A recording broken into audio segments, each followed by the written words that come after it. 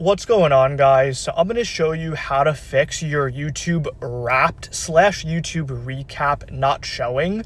So I know a lot of you guys are having issues, so if this video does help you in any way, please consider subscribing to the channel with notifications turned on and liking the video, as it does mean a lot to the channel. So to go ahead and fix this, guys, and see your YouTube Wrapped for the year, you need to make sure YouTube is updated to the latest version. That's an issue that everyone's having because you're on an older version of YouTube. That's why you don't see it. So make sure YouTube is updated to the latest version, and then you want to go to your internet browser and you want to search up youtube.com/recap, just like that. Click go and it'll take you over to this where it says looking for your 2025 recap. Recap is available in the YouTube app.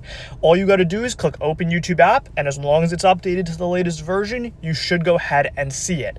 Now, if you are not in North America, it's slowly rolling out to the rest of the world, so eventually everyone will have it and everyone will see it. So just be patient, and that's how you go ahead and see the YouTube recap /